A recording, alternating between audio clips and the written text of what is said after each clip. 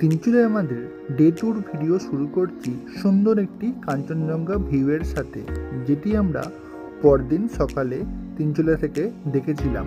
এটি আমার লাইফে ফার্স্ট টাইম কাঞ্চনজঙ্ঘা দেখা, যার ভিউ সত্যিই খুব সুন্দর ছিল। Hello guys, welcome to day 2 at Tinchuley and episode 2। তো আজ সকালে খুব সুন্দর কাঞ্চনজঙ্ঘা সাইটিং হলো, সেটা আমার জীবনের ফার্স্ট টাইম কাঞ্চনজঙ্ঘা দেখা। খুব ভালো এক্সপিরিয়েন্স। এখন বাজে 6:15। আমরা বেরোবো তিনচুলে সানরাইজ পয়েন্ট দেখার জন্য, এবং জাস্ট বেরোলাম একটু ওয়াক করতে টুয়ার্ডস তিনচুলে সানরাইজ পয়েন্ট। এখান থেকে দেখাচ্ছে অ্যারাউন্ড 1.3 কিলোমিটার, 25 মিনিট হেঁটে লাগবে। দেখি কতক্ষণে পৌঁছতে পারি। সাথে তো কাঞ্চনজঙ্ঘা আছেই, আর কি চাই। পাহাড়ি রাস্তায় ঘুরতে এসে পাহাড়ি সারমেয়না দেখতে পেলে হয়। তো এই সারমেয়টি আমাদের সঙ্গী ছিল তিনচুলে সকালে মর্নিং ওয়াকের সময়। পাহাড়ি রাস্তায় মর্নিং ওয়াক করা আর আমাদের সমতলে মর্নিং ওয়াক করা কতটা ডিফারেন্ট, সেটা আমরা হাড়ে হাড়ে টের পাচ্ছিলাম এই তিনচুলেতে হাঁটতে বেরিয়ে। রাস্তা ভীষণ চড়াই, লেখা আছে 1 কিলোমিটার, কিন্তু দেখে যেমন হচ্ছে এটা আমাদের কাছে 3 কিলোমিটারের সমান। পুরো চড়াই রাস্তা বেয়ে ওপর দিকে উঠে যাচ্ছি। রাস্তায় হাঁটতে বেরিয়ে এরকম একটি আমরা বসার জায়গা দেখলাম, যেটিকে হাবিলদার লেট আমার সুব্বাকে উৎসর্গ করা হয়েছে।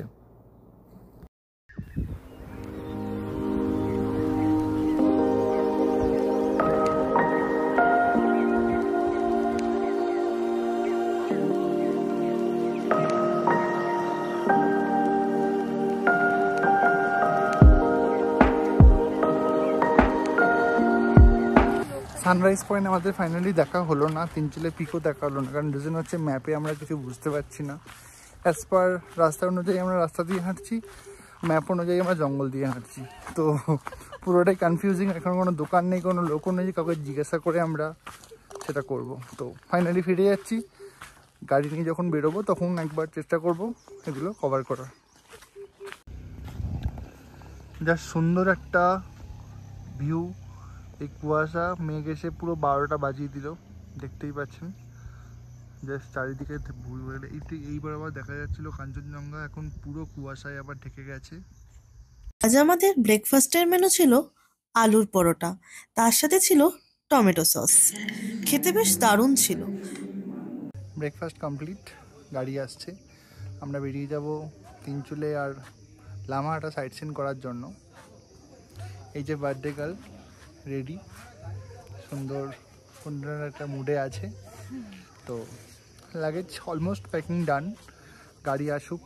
আমাদের যে গাড়িটা আসার কথা ছিল, যেটা ব্রেকডাউন হয়েছে বললো, তো তার জন্য নতুন গাড়িও পাঠাচ্ছে বললো। একটু টাইম লাগছে আসতে, লোকাল ড্রাইভার দিয়েছে বললো, তো আসুক। রায় রিসর্টের রুম, তার অ্যাম্বিয়েন্স এবং এদের যে স্পেশাল ভিউ পয়েন্ট, এটি সত্যিই খুব সুন্দর ছিল। আর আমাদের ফেরার সময় এরকম সুন্দর সম্বর্ধনা দিয়ে তারপর আমরা রায় রিসর্ট থেকে বেরিয়েছিলাম। ভবিষ্যতে কোনোদিন যদি তিনচুলে যাই, অবশ্যই রায় রিসর্টে থাকবো, এবং আপনাদের কাছেও রেকমেন্ডেড রইল অবশ্যই ওখানে গেলে একবার ঘুরে আসবেন।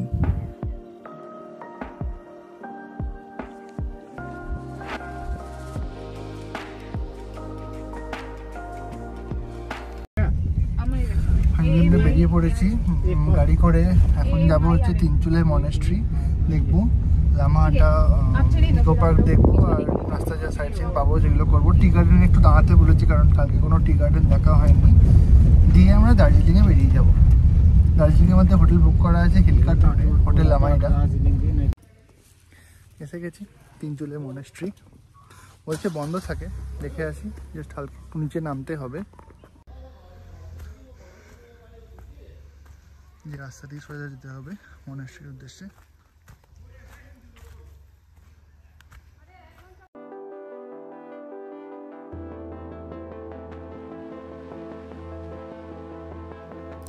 এটি ছিল তিনচুলে মনেস্ট্রি। এখন ঘড়িতে বাজে 10টা 25, আর মনেস্ট্রি খোলে 10টা 45 বা 11টার দিকে। আমরা আর বেশিক্ষণ ওয়েট করিনি, এখান থেকে একটু আশেপাশটা ঘুরে দেখে বেরিয়ে গেছিলাম গুম্বাদারা ভিউ পয়েন্টের দিকে।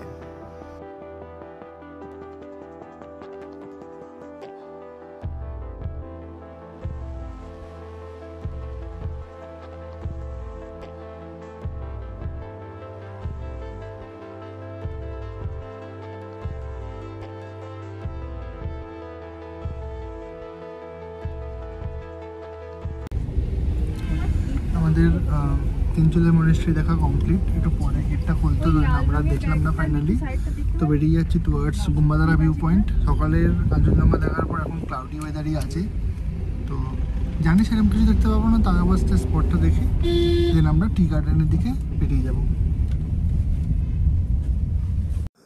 সকালের ক্লাউডি ওয়েদার অনেকটা পরিষ্কার হয়ে এখন দূরের পাহাড়গুলিকে অনেক পরিষ্কার দেখা যাচ্ছে। এটি ছিল গুম্বাদারা ভিউ পয়েন্ট, আর ওই দূরে দেখা যায় তিস্তা নদী। সত্যি একটি সুন্দর অপরূপ পরিবেশ এখানে সৃষ্টি হয়েছিল। চারপাশে চা বাগান, অল্প অল্প মেঘ, আর দূরে পাহাড়ের শৃঙ্গগুলো দেখা যাচ্ছে। এখানে অনেক আমরা ফটো সেশন করে নিয়েছিলাম। ফাইনালি আমাদের গুম্বাদারা ভিউ পয়েন্ট দেখা হয়ে গেল। নিচে চা বাগান আছে, আর নামিনি এখানে, তো যাব নেক্সট পয়েন্ট। দেখা যাক কোথায় যাই। মোটামুটি কিছু স্ন্যাপ নিলাম, ফটোগুলো শেয়ার করে দেবো ইনস্টাগ্রামে। জায়গাটা সত্যি খুব সুন্দর। এখানে কাঞ্চনজঙ্ঘা দেখা যাচ্ছে না, তাও পাশে চা বাগান, ক্লাউডি ওয়েদার, আর পিছনে পাহাড়, একটা সুন্দর দেখতে লাগছে। আমরা ফাইনালি গুম্বাদারা ভিউ পয়েন্ট থেকে বেরিয়ে যাচ্ছি আমাদের পরের গন্তব্য লামাহাটা ইকো পার্কে। এখান থেকে পৌঁছতে অলমোস্ট সময় লাগবে 45 মিনিটস থেকে 1 ঘন্টা মতো।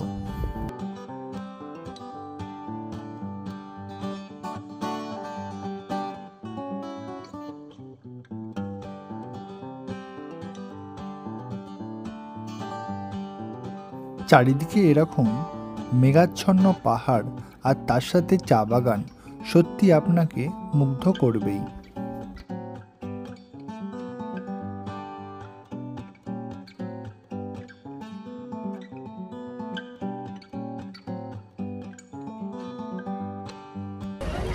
পৌঁছে গেছি আমরা লামাহাটা ইকো পার্ক।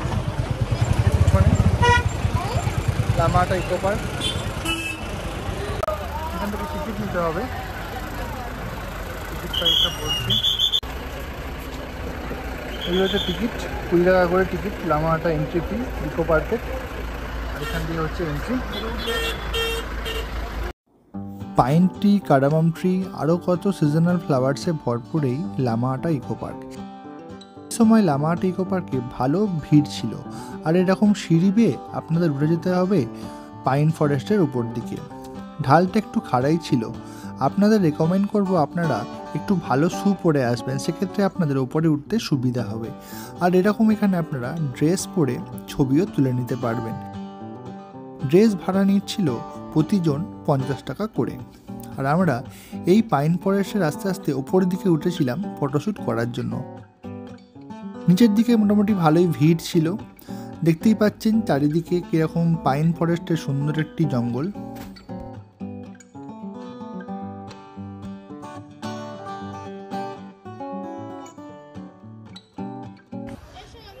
অনেকটা উপরে এসে গেছি গাইস, এই ছিল রাস্তা।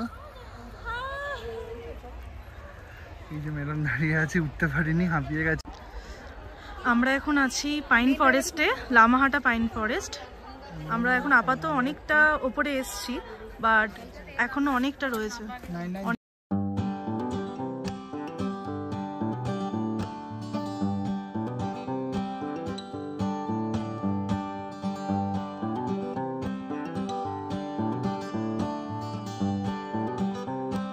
আমাদের মোটামুটি ফটোগ্রাফি কমপ্লিট, আর এই যে আমার সাথে দুজন। হাই। সব খুব টায়ার্ড হয়ে গেছি, আসছি। পাইন ফরেস্ট মোটামুটি কমপ্লিট।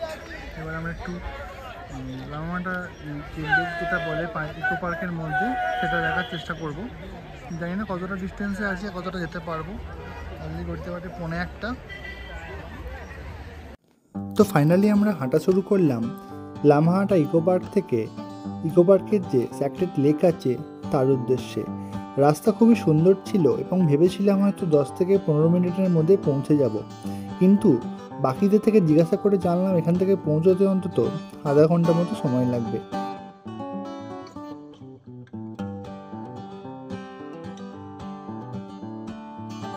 যাওয়া হলো না, বিকজ মোটামুটি বলছে এখান থেকে 15 থেকে 20 মিনিট সময় লাগবে, তার সাথে অনেকটা টাইম লাগবে এবং রাস্তাটা একটু ডিফিকাল্ট আছে। তো একটু টায়ার্ড হয়ে গেছি ফটো তুলে, কারণ আমরা পাইন ফরেস্টের অনেক ওপরে উঠেছিলাম, সেই জন্য আর গেলাম না ওইদিকে। এখন ব্যাক করব, বেরোবো এখান থেকে লামাহাটা ইকো পার্ক থেকে। এখন আমরা যাত্রা শুরু করেছি লামাহাটা ইকো পার্ক থেকে দার্জিলিংয়ের উদ্দেশ্যে। ঘড়িতে বাজে 1:15। দার্জিলিং পৌঁছতে আমাদের সময় লাগবে অ্যাপ্রক্স 3টে। ওখানে আমাদের হোটেল বুকিং আছে হিলকার্ট রোডে।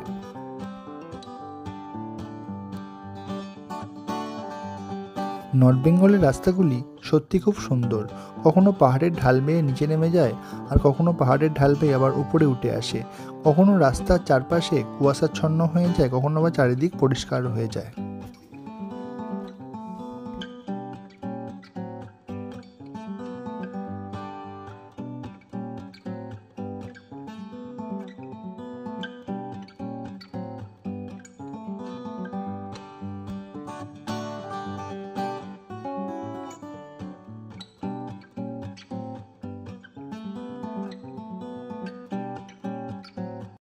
ফাইনালি আমরা জঙ্গলের রাস্তা ছেড়ে ঢুকতে শুরু করেছি দার্জিলিং সিটির ভেতরে।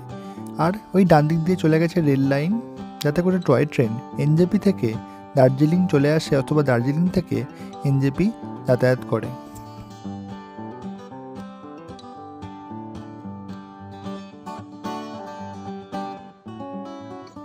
দার্জিলিং শহরে ঢোকার পথে এরকম আপনারা অনেক মনেস্ট্রি দেখতে পাবেন রাস্তার দুপাশে।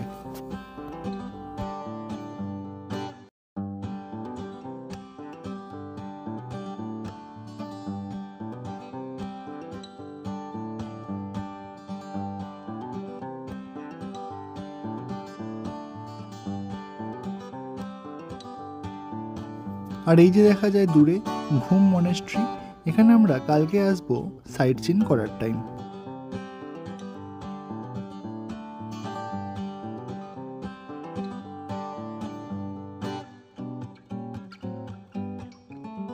আর আমরা দার্জিলিং ঢোকার মুখে বোর্ড দেখলাম, welcome to Darjeeling, the queen of hills. এই কুইন অফ হিলস বলাটা যে কতটা তাৎপর্যপূর্ণ তা সত্যি এখানে না এলে বোঝা যাবে না।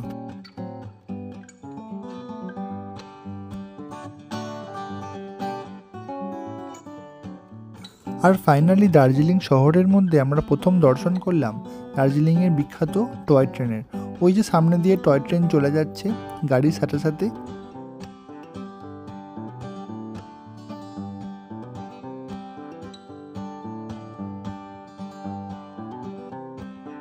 আমাদের এবারের প্ল্যানিংয়ে আমরা টয় ট্রেনের টিকিট কাটিনি। পরের বার যদি দার্জিলিং আসি, প্ল্যান আছে অবশ্যই এনজেপি থেকে দার্জিলিং আমরা টয় ট্রেনে আসবো, অথবা ফেরার সময় আমরা টয় ট্রেনে করে ফিরবো।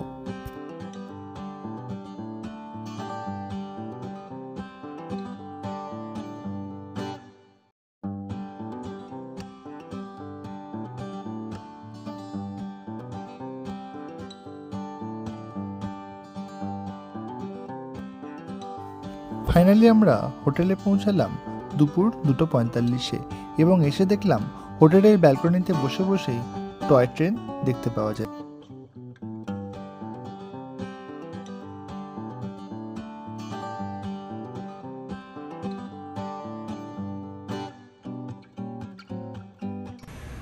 আমরা এসে গেছি দার্জিলিংয়ের হোটেল আমায়রা আমাদের বুক করা ছিল।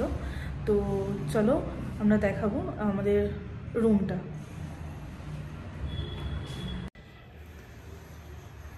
এসে গেছে আমাদের 204 নম্বর রুম দিয়েছে। তো চলো তোমাদের রুম টুরটা দেখিয়ে দিই।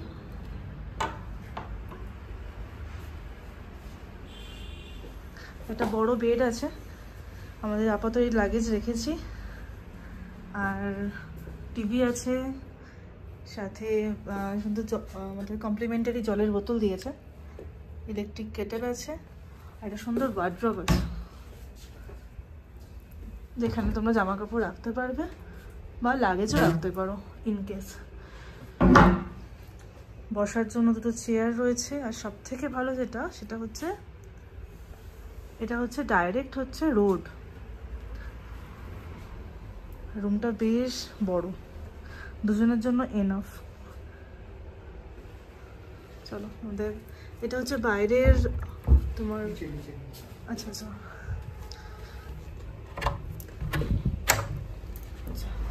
এটা হচ্ছে ব্যালকনি, ডাইরেক্ট রোডে।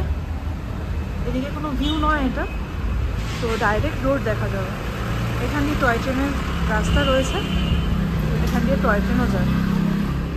চলো ওয়াশরুমটা একবার দেখি।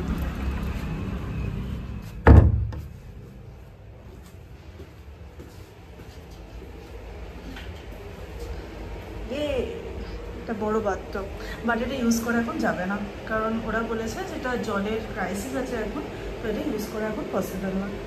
বাকি সবই ঠিকঠাক, বড় আছে ওয়াশরুমটা।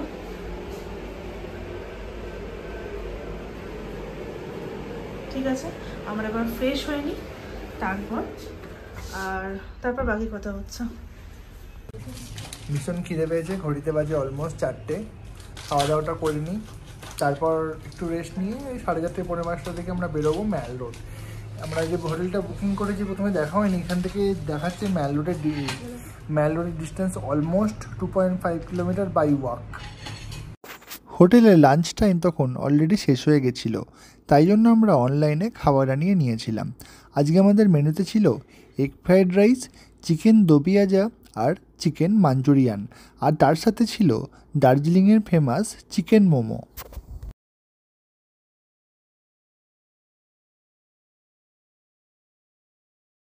আপনি কি একটু খেয়ে রিভিউ দেবেন?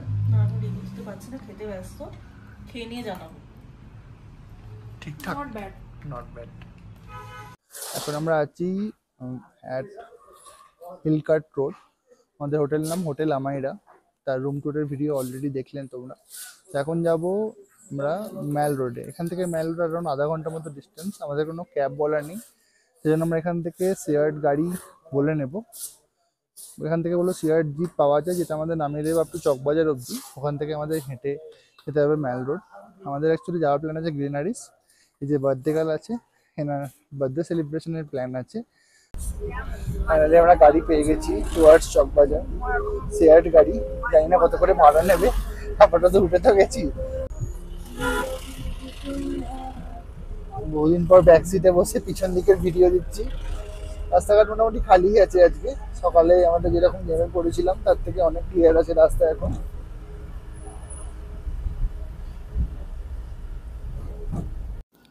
আর রাতের বেলা ওই যে ডান দিক দিয়ে ক্রস করছি আমরা এখন দার্জিলিং স্টেশন। টয় ট্রেনগুলো এই দার্জিলিং স্টেশনেই এসে তার যাত্রা শেষ করে এনজেপি থেকে। এটি ছিল একটি টয় ট্রেন যেটি দাঁড়িয়ে আছে দার্জিলিং স্টেশনে 3 নম্বর প্ল্যাটফর্মে। ফাইনালি আমরা নেমে গেছি চকবাজার। আমরা লোকেশন দিয়েছি মোবাইলে গ্লেনারিস, আর এই সিঁড়ি দিয়ে দেখাচ্ছে আমাদের উপরে উঠে যেতে হবে দার্জিলিং ম্যাল রোড দিয়ে গ্লেনারিস যাওয়ার উদ্দেশ্যে। আর আমরা ফাইনালি এসে গেছি দার্জিলিং ম্যাল রোড। এই যে বাঁদিকে দেখতে পাচ্ছেন, এটা হচ্ছে দ্য ফেমাস কেভেন্টার্স হয়তো রাতে বন্ধ থাকে, আমার ঠিক জানা ছিল না। আর দার্জিলিং শহরে যে এত পরিমাণ ভিড় হয় সেটা সত্যি এখানে না এলে বুঝতে পারতাম না।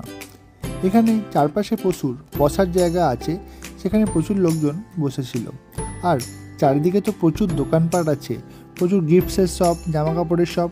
আপনারা চাইলে টুকটাক কেনাকাটায় দার্জিলিং শহর থেকে কিনে নিতে পারেন।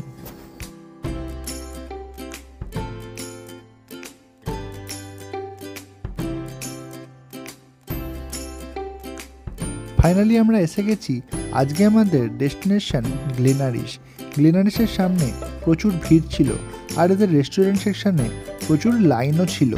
কমপক্ষে 1 ঘন্টা ওয়েটিং ছিল, তাই আমরা বেকারি সেকশনেই ঢুকে গেছিলাম।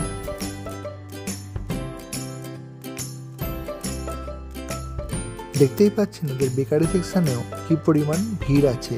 এখানে আপনারা প্রচুর রকম কেক, পেস্ট্রি, স্যান্ডউইচ, তার সাথে বিভিন্ন রকম কুকিজ পেয়ে যাবেন। তো আমরা টুকটাক আমাদের মতো কিছু জিনিসপত্র এখান থেকে কালেক্ট করে সেটা বিলিং করিয়ে নিয়েছিলাম।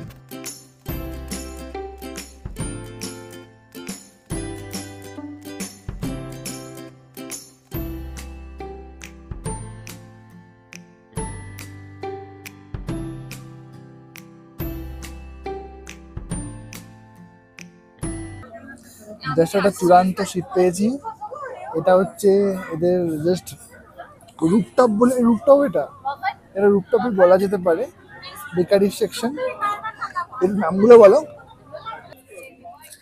এটা হলো চিকেন চিজ পাই, এটা হচ্ছে ডোনাট ডোনাট কেক, আর এটা হচ্ছে special black forest cake, and this is cold coffee.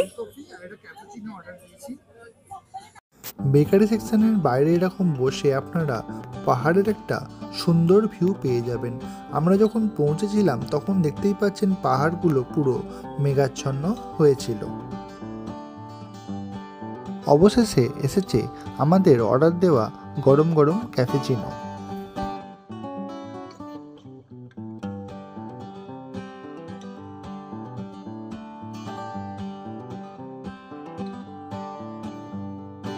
আমরা যখন এসেছিলাম তখন দেখেছিলাম দূরের পাহাড়গুলি পুরো মেঘাচ্ছন্ন হয়েছিল এবং কিছুই দেখা যাচ্ছিল না। আর বেরোবার সময় দেখলাম মেঘটা মোটামুটি ক্লিয়ার হয়ে গেছে, দূরে পাহাড় আর তার ঘরবাড়ির আলোগুলো খুব পরিষ্কারভাবে দেখা যাচ্ছে। ঘড়িতে বাজে 9টা। আমরা আমাদের স্ন্যাক্স কমপ্লিট করে বেরিয়ে যাচ্ছি গ্লেনারিস থেকে। দেখতেই পাচ্ছেন 9টা থেকে 9:15 এই সময়ও এখানে কী পরিমাণে ভিড় থাকে। আমরা ফাইনালি এসে গেছি ম্যাল রোডে। ম্যাল রোডেও এই সময় অনেকটাই ভিড় ছিল। আমরা সামনের দিকে আরেকটু এগিয়ে গেলাম ম্যাল রোডের যে মেন এরিয়া সেটা একটু এক্সপ্লোর করার জন্য। আর সেখানেও এই 9:30টার সময় প্রচুর ভিড় ছিল।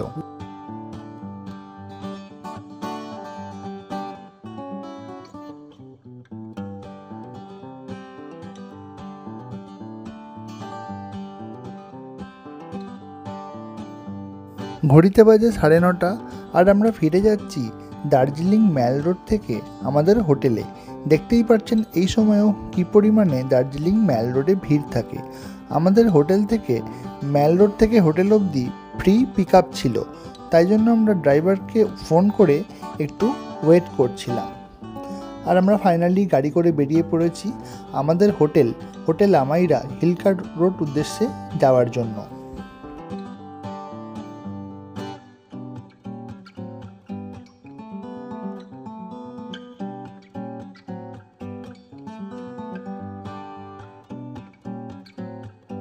পৌঁছে গেছি আমাদের হোটেলে আবার,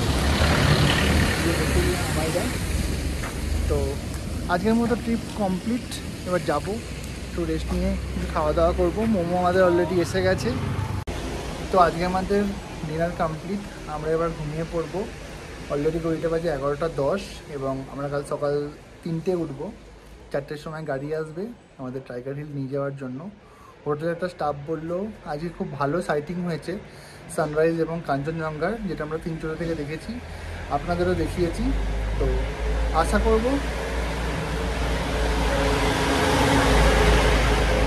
কালকে একটা সেরকম ভিউ আমরা পাবো।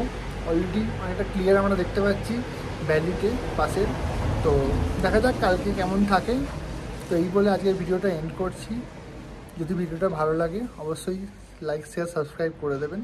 দেখা হচ্ছে পরের নতুন একটা এপিসোডে। আজকের মতো টাটা।